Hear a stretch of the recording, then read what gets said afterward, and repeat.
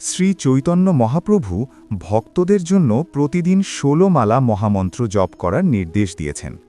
গৌড়ীয় বৈষ্ণব পরম্পরায় এটি নিয়মিত সাধনার পূর্ণ মানদণ্ড। ১৬ মালা মানে ১৭২৮ বার মহামন্ত্র জপ।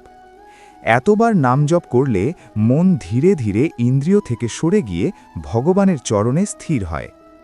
সংখ্যা ১৬ এর গভীর অর্থ, হিন্দু শাস্ত্রে ১৬ সংখ্যা পূর্ণতার প্রতীক। ১৬ কলা পূর্ণচন্দ্র, ১৬ সংস্কার মানব জীবনের পূর্ণ যাত্রা, ১৬ উপচার দেব পূজার সম্পূর্ণ রূপ।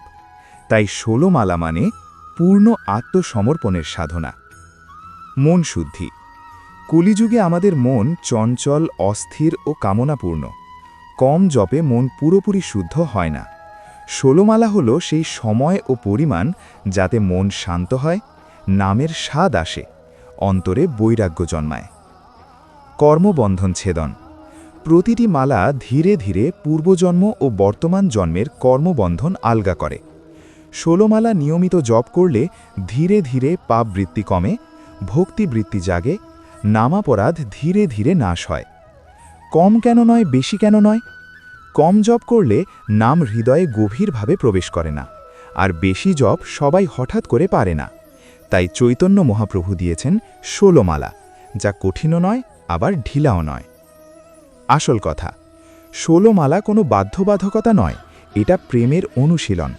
ভগবান সংখ্যার দিকে তাকান না, তিনি দেখেন ভক্তির আন্তরিকতা। এক মালাও যদি সম্পূর্ণ মন দিয়ে জপ হয়, তাও ভগবান গ্রহণ করেন। তাহলে কি বুঝলাম?